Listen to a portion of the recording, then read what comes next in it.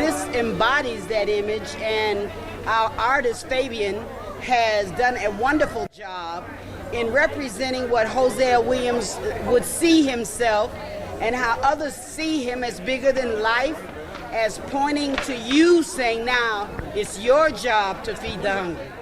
People suggest or say that your father didn't get his just due. He was on the Edmund Pettus Bridge and got beat, but we heard about John Lewis. He did many other things that some people say, SCLC folks say, he's not getting his just due. Do you think he's been overlooked somewhere? Well, I think there's a reason for that. My dad made a lot of people mad. He angered the black bourgeoisie because he felt they weren't doing what they could do for the poor.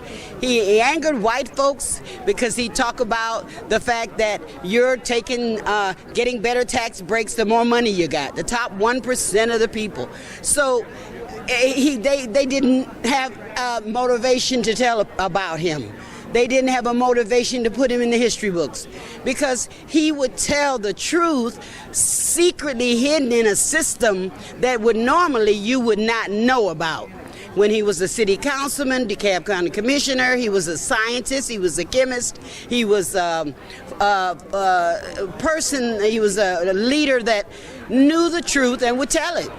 So when you make that many people angry because they're operating based on the fact that their secrets don't get out, people can't really find out how America works, or we'd all be in the streets every day. So he would tell. So no, he didn't get his just due, but he didn't ever want it. He was unbought and unbossed, right? He had to remain unbought and unbossed, Maynard, and you know that because when you're controlled, when your mouth is controlled by the money you expect, you will not tell the truth. He told the truth. And he told the truth. Kwanzaa Hall, Atlanta City Councilman for District 2. I represent the heart of the city, downtown, Midtown, Emmett Park, Ponce Highlands, Candler Park, and our city's pride and joy, Old Fourth Ward, and right here where we are, the King Historic District. I've lived in this neighborhood since 1999. I became a father, husband, and homeowner back then. But when I came to the neighborhood, I didn't know I was reconnecting to my legacy in so many ways. My father, Leon Hall, was the youngest member of Dr. King's staff and was brought into the movement by Hosea Williams and a few others back in Montgomery. And when I came to Old Fourth Ward, I didn't know they all lived right at the top of the hill. So it was kind of one of those things that God puts you where you're supposed to be. And now I'm the councilman for the area. And, you know, when we talk about Atlanta, we talk about the great city that we have, it would not be the place that it is if it were not for Reverend Hosea Williams. Let's give a big round of applause for Jose.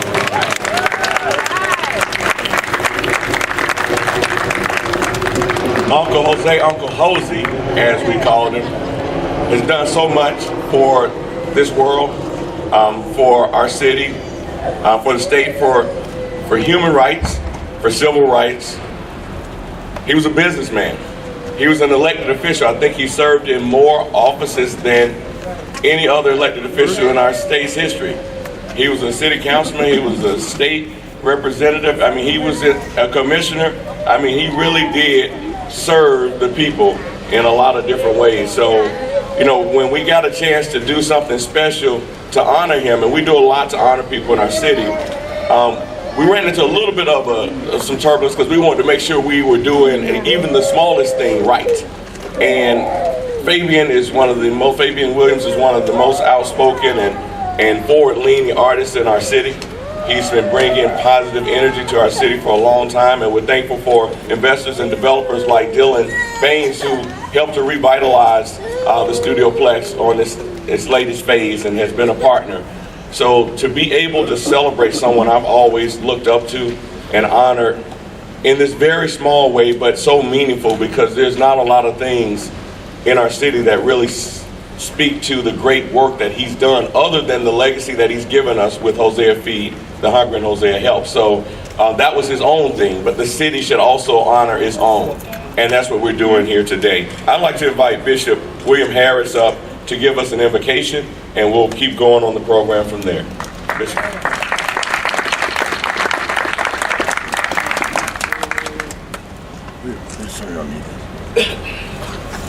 Let us acknowledge the presence of God. Eternal God, once more and again we have presented ourselves unto you. After lying down last night, semi-consciously sleep, individual, you have resurrected us one by one, but collectively you have presented us here today for this great honor. We come before you with praises and thanksgiving for all things. Heavenly Father, we're asking that you will continue to let your spirit bless upon this family, that as they engulf the spirit of their father, the legacy will be grafted by the community, and therefore the legacy will be a blessing to all generations to learn of the way we have come through our history. Eternal God, we're asking that you will also bless, that as we pursue our destiny, that you will have your spirit to guide us all in the spirit of love and unity and peace. And that as we continue to pursue our way into the future, there will be a knowledge that it haven't all been in vain, because it is still a legacy alive today through the family of the Williams family.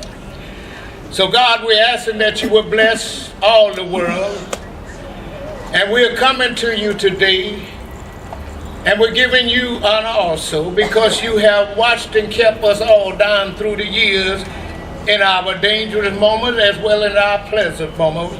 You've just been a good God. So therefore we humble ourselves before you and say thank you for all in all. Bless and keep this family forever. Amen. Amen. Thank you, Bishop. Now we'll have our pouring of libations by Kenneth Zaki, artist and poet. Kenneth.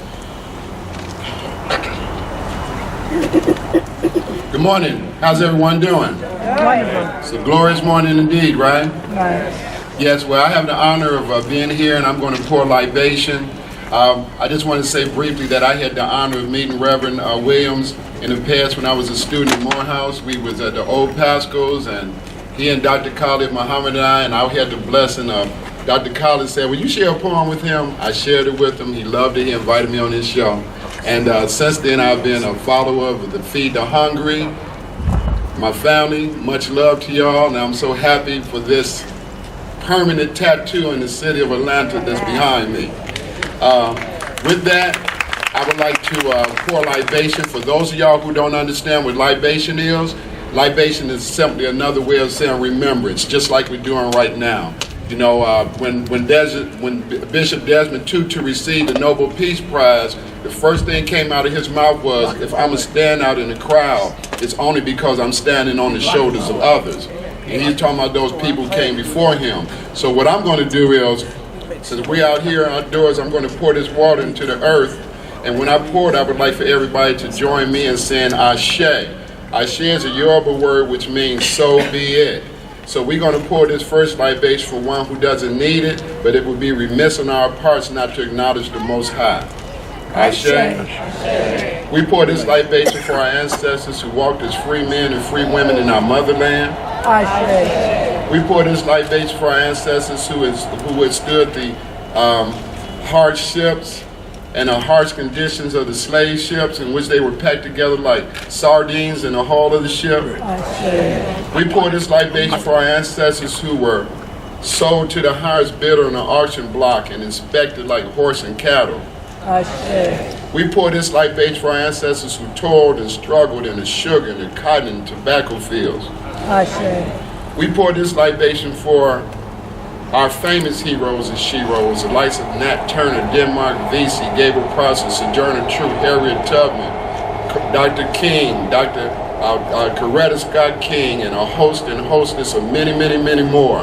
Ashe. Ashe. We want to pour this libation for our beloved Reverend Hosea Williams, for his family and his close friends, Juanita Williams, Lacinia Williams, Ashe. Willie Wiggins, Ashe. Lalar Williams, Ashe.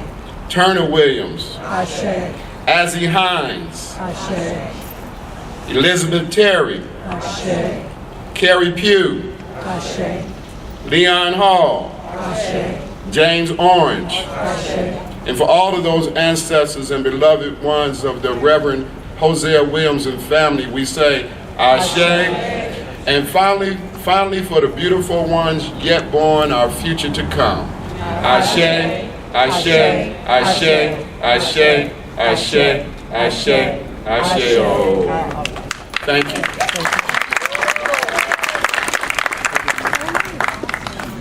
Thank you.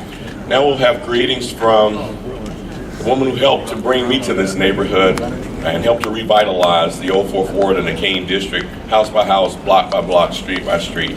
None other than Tamanika Youngblood. Tamanika.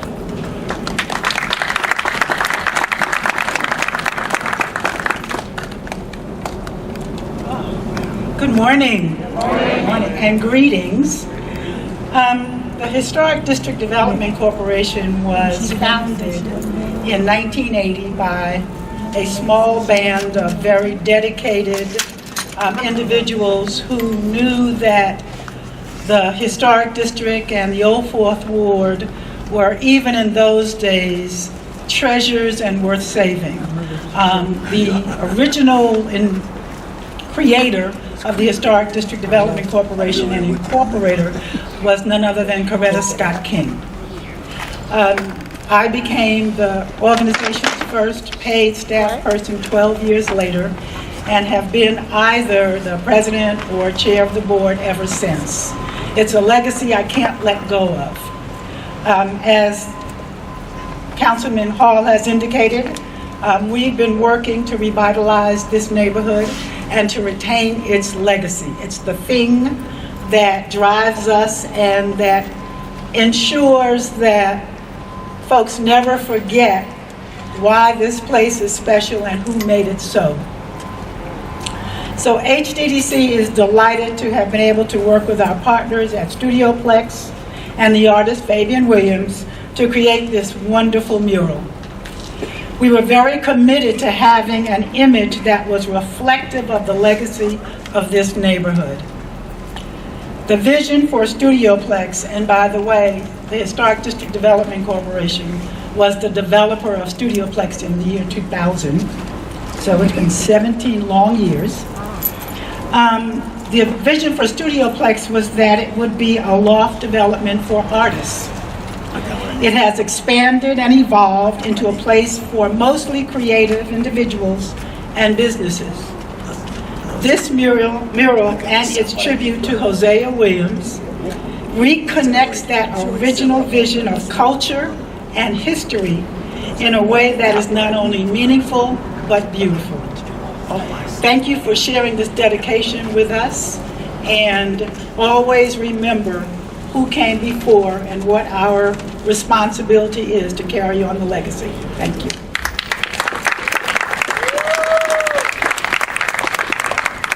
Thank you, Tamanika. Now we'll have a performance by Sister Omalika Kumba and the community musicians.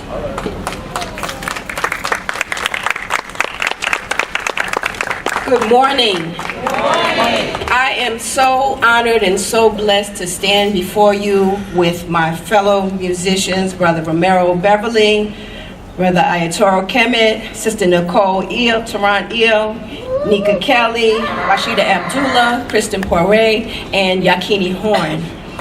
If I could have had 100 drummers out here, I would have had 100 drummers out here, because this is indeed a special day.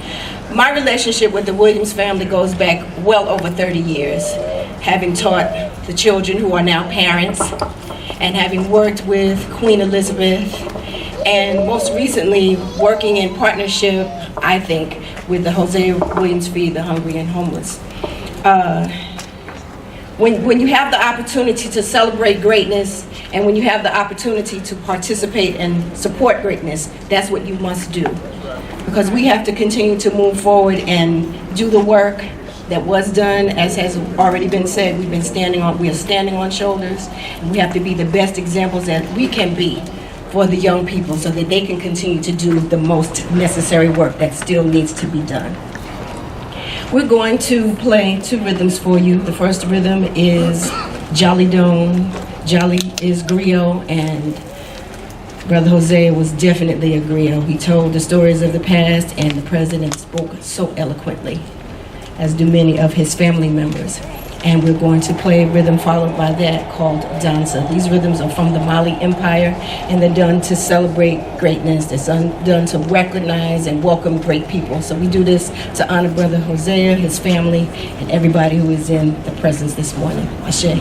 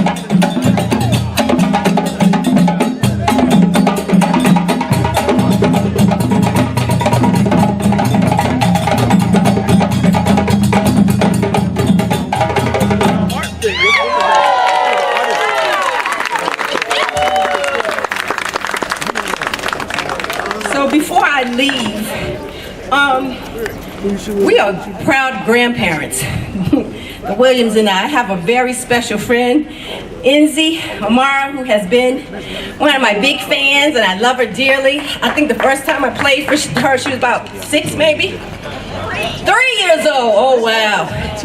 And so in June, I had a grandparents' party where I invited my friends who had grandchildren 6 and under to come, and we got gifts for the children to be given at the Hosea Williams Feed the Hungry and Homeless. So I would like for Enzi to come up to receive these from my daughter-in-law and my grandchild. Thank you.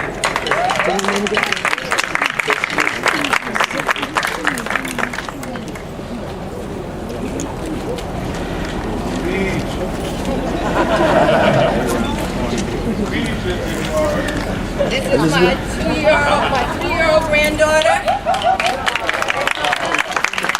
Y'all know who this person is. So as much as I can do, as big or as small as I can do for the Hosea Williams Feed the Hungry and the Homeless, y'all got me for life. Love you, love you, love you. Love you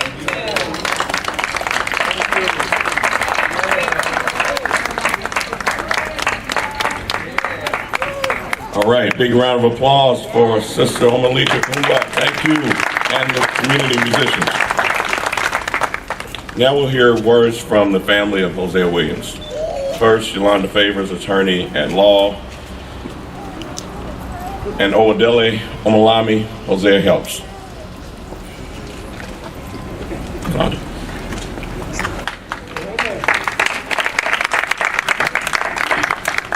Okay, well, I will try to keep this very short, which is very unlike any Williams family speaker.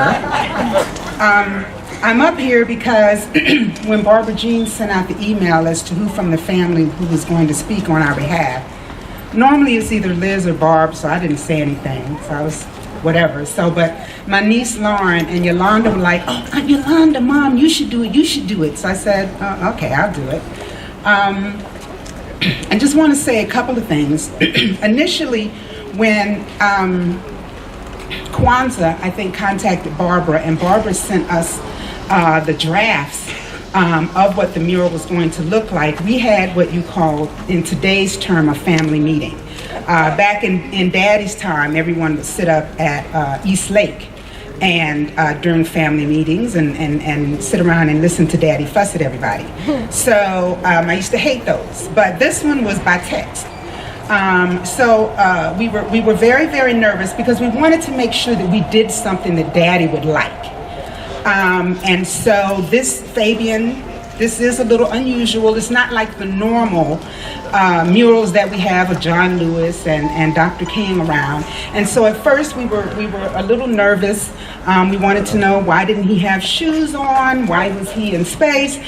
And then we just kept talking about it. And we said, but you know, Daddy's was different. He wasn't your normal everyday dignitary. He wasn't your normal everyday civil rights leader. So finally, I think after Kwanzaa's office called and said, look, make a decision, all right? We said, okay, we'll just go for it. And Fabian, I just wanted to, we love it. You know, we are really, really, really happy with it. When we saw it, and of course we've been posting it all over our social media. All our friends love it. Creative Loafing loves it. So I just want you to know that everyone in the family is really, really happy with it, and we really appreciate it. The second thing that I wanted to talk about is it's been 18 years.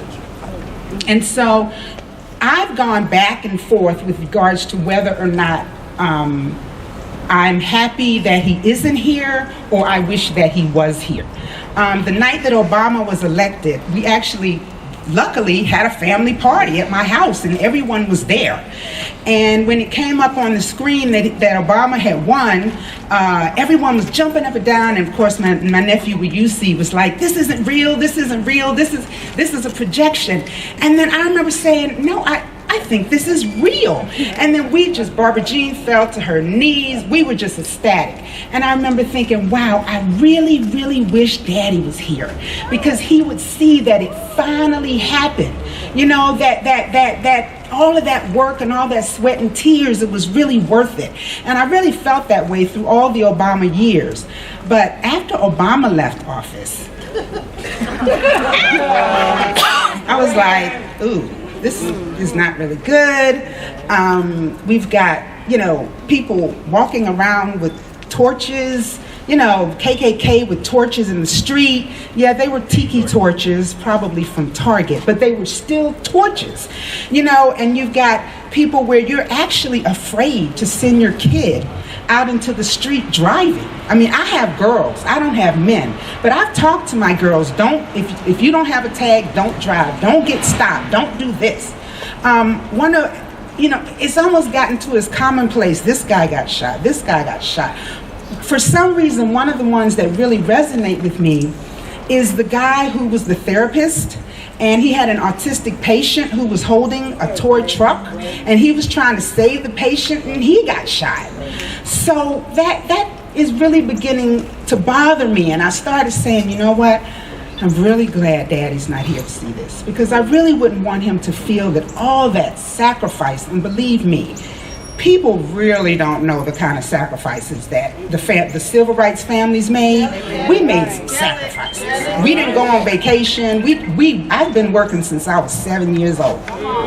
So I really started saying, I mentioned to my daughter Aisha one day, I said, I'm glad Daddy and Mama are here to see this. And then she said, but Mama, there are great things happening too.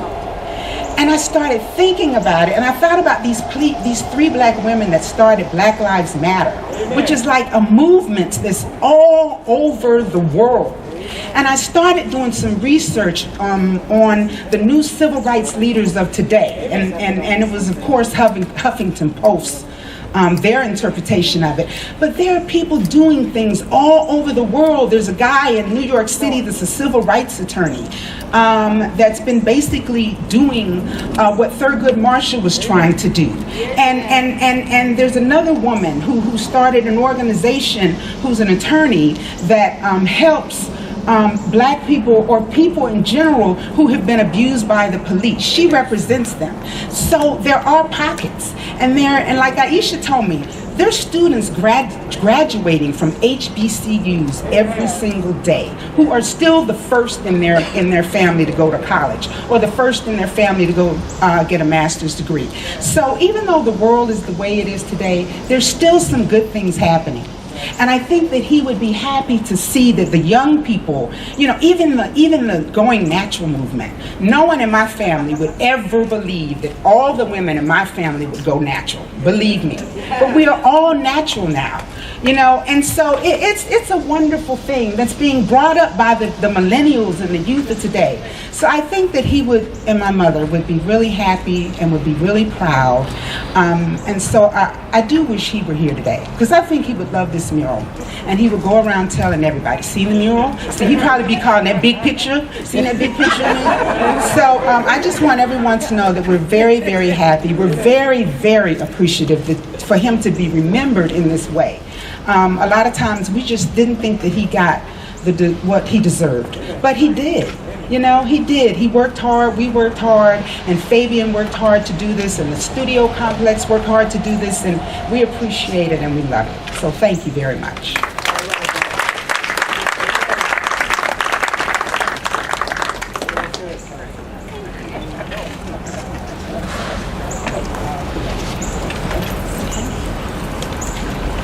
So I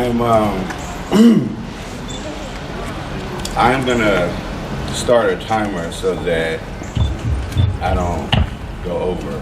Can you all hear me? Who are you?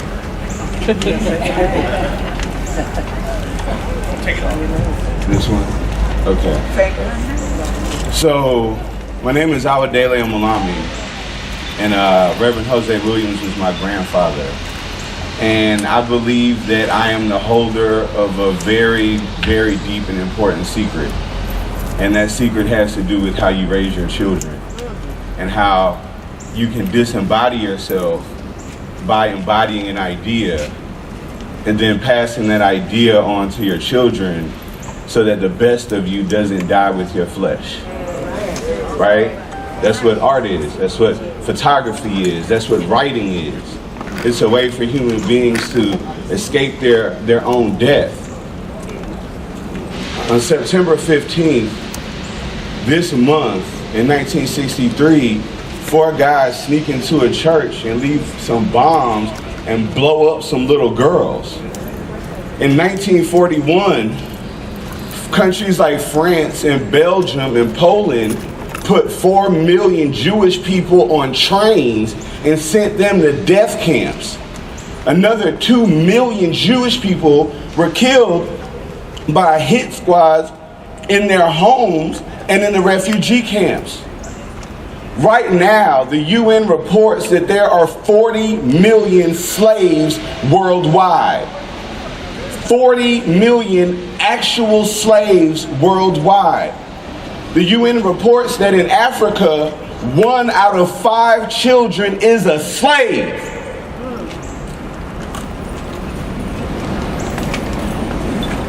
The reality is that evil propagates itself through time. Evil, in seeking dominion, has grown quite efficient at passing on itself, replicating itself, cloning itself, and sending itself into the future as a means to hold on to the supremacy it has. And it is the fault of good and righteous people that they cannot pass down their ideas effectively enough to ensure that when evil rises, there's someone good to confront it. We don't have stable family cultures. We don't have systems by which I can pass my spirit on to my great-grandchild, and so then evil prevails. Right when Hitler is about to lose World War II, he calls all the Nazi youth into a stadium. It's like 3,000 Nazi youths in the stadium, and he tells them, we are going to lose this war, and before they invade, I'm going to send you to all parts of the world to live until such a time has come for us to unite under the Aryan flag. What I'm trying to communicate to you is that when you talk about supremacist ideas, when you talk about hate, when you talk about wealth and poverty, these things move through bloodlines. And it is your ability to alter the course of your bloodline and the bloodline of the people that you have children with. And it's only in the behavior of passing on ideas that we stand a chance to survive. But if you let them control the field of ideas, then 20 years from now, there won't be a Hosea Williams. The Jews needed a Hosea Williams. Yep. The 40 million slaves all around the world need a Hosea Williams. And anytime evil rises, you better hope there's a man willing to die for people he don't even know. And what is happening to us is we are all being really ultra casual about the potential for extreme tragedy to befall us. We're being really casual about this thing we call freedom. That's right. And we are not passing on the spirit of the men that died for those freedom. And when that freedom becomes in jeopardy, we won't have the character of human being that can do anything about it. There were men like Hosea Williams whose job it was to rage against the machine. And then there were other black men whose job it was to sneak in there like a thief of the night and destroy it at the heart. We have to raise our children so that if conflict, tyranny, abuse, racism ever rise again, we'll already have the character of soul to attack it from all angles. We know history. You need a Dr. King. You need a Malcolm X. You need a Du Bois. You need all of these apparently conflicting personalities working in concert for a singular goal. Ego, love of myself, me feeling like my own feelings have value over your feelings will lead me to choose me over you every single time. And you are in a world where it is the job of companies that need you to buy their stuff to build you up. And what's going to happen is we're all going to love ourselves too much to put ourselves aside to agree on doing something that needs to be done. It is because of Fabian that children younger than him, their definition of a superhero will be changed and challenged. The war of the future is about creativity. It's about works of art. It's about creating music that you have written and copywritten. It is about recording the choreography of the dance. It's about creating content so that future generations have content to feed off of. Otherwise, the little girl doing backflips on YouTube is going to take the mind of your child. So my dedication to the Williams family, my dedication to Jose Feed the Hungry, my dedication to Hosea Williams really genuinely comes from the fact that I believe the threat is real and ever present. Darkness is always waiting at the threshold. And there was nothing of greater value for me to do with my life. There was no other way I could express myself supremely than by embedding myself in Jose Feed the Hungry. And I love it. And I love our family. And I think that, Fabian, the next thing I would challenge you to do is, let's start blending these black heroes into popular superhero characters, right? Let's ride this Marvel train right on out into the future. Don't get sued though. I don't know how you're gonna do it, okay? But there's a way to do it, all right? We're gonna ride the back of pop culture right into the minds of our children. I love you all. Have a great day.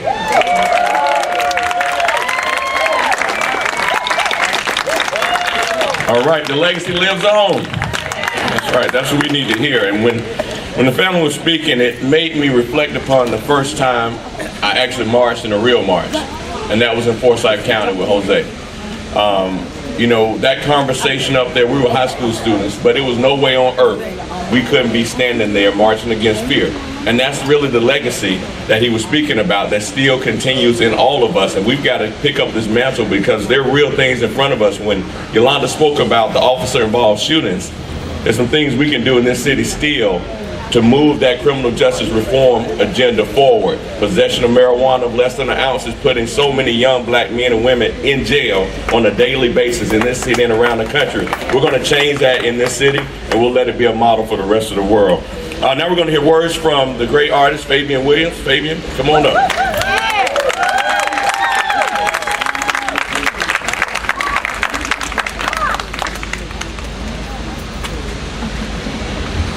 Okay, so in true artist fashion, I didn't write any comments down.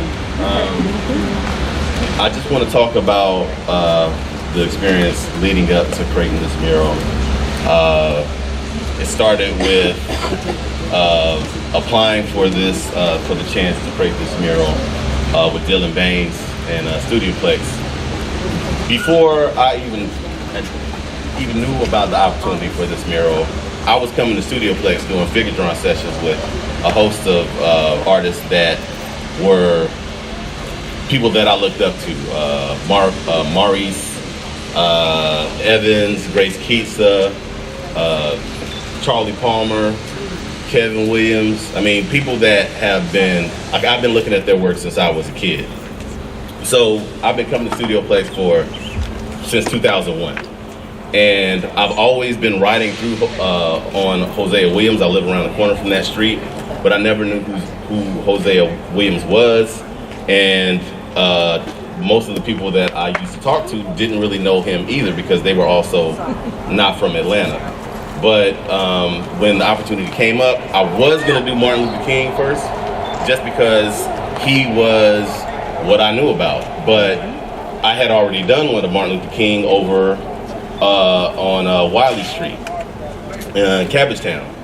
I like to paint the figures like superheroes because to me, what they did was like what superheroes do. They sacrificed themselves. They made their cause greater than themselves. And so instead of following Marvel's legacy, I tried to tie what Marvel was talking about with real life people. So over in Cabbagetown, I did a piece of Martin Luther King as Professor X and Malcolm X as Magneto. and James Baldwin as the Human Torch. So I'm already I'm already doing that. So I'm not worried about Marvel suing me because they're following me. And also Stan Lee said it. Stan Lee based his characters on the civil rights movement. He just didn't happen to get Hosea Williams. So I wanted to paint a larger than life picture of Hosea Williams because he was larger than life. Like when I started learning about all the things that he did, what he went through in World War II, coming back from the war, getting basically attacked because he was drinking out of a colored fountain to take his medicine that he had to take because he survived like an attack on his unit during World War II. That's why he got the Purple Heart. So this was the result. Is this thing working? Yeah. This was a result of, that's better, of me talking to Dele and Ms. Emerson and taking what they told me and creating an image that was what I felt who Hosea Williams was. And I'm gonna admit, when I started working on this, it was about 10 to 20 degrees hotter. I put on overalls because I was trying to draw his spirit down and talk to me. And as I was working on the piece, you know, I was given instructions. Put this here, put that there, put that color there. And that's sort of how I've been working with the pieces that I've been doing around the city. So I know I might sound crazy, but I felt like Hosea was whispering some things to me as I was working on this piece. He doesn't have shoes on because he was a humble, you know, even though he wasn't humble, he was humble. And I showed him coming down from space because I believe his spirit is here with y'all. And he needs to be here because we're going through some changes. And we need guidance from, you know, another part of our existence. So I use hieroglyphics to communicate the message of feed the people, because in the times of ancient Egypt, when Moses was trying to get the Hebrews out of Egypt, that was the language they spoke. So I still feel like he's leading. And I also created this because I want these children to see what a true superhero is. And those are the ones that are gonna really bring about the civilization that he wanted to live in. So yeah, that's in a short, that's what this was about. So I thank the Williams family for giving me the opportunity to do this piece. Thanks to Dylan Baines and Studioplex for choosing my project. And I plan on doing more murals like this around the city. Because we won the Public Arts Ordinance lawsuit, I'm now going to go around to as many dilapidated, broken down buildings and paint murals on them, because I believe these children need to have a contemporary art experience because it actually stimulates intellectual growth. And you shouldn't have to go to the High Museum to get that, you know? Children should be able to walk out their house and be stimulated intellectually. And so if you see a broken down building, send me a message and I'll put it on the list. And all I'm focused on is painting beautiful images of us so we can feel good about ourselves and start to, you know, walk and talk like it. Can you dig it?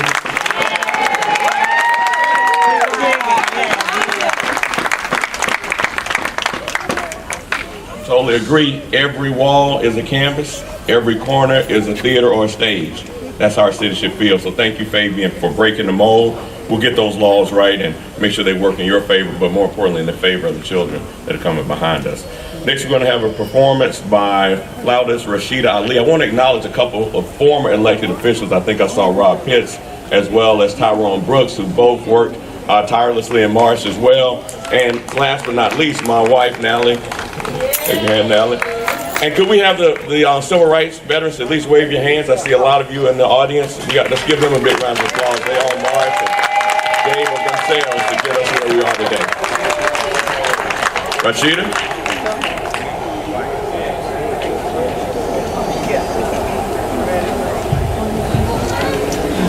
Good morning, good afternoon. My name is Rashida Ali, and when my cousin Wayusi Emerson asked me to come and perform for the Williams family, I couldn't turn it down. There was no way, and I wanted to make sure I was here quick and early. So what I've done, myself and Carvey Green here, and on the guitar, we selected a song that kind of is triumphant, and it's just a reminder to keep a triumphant spirit in these times.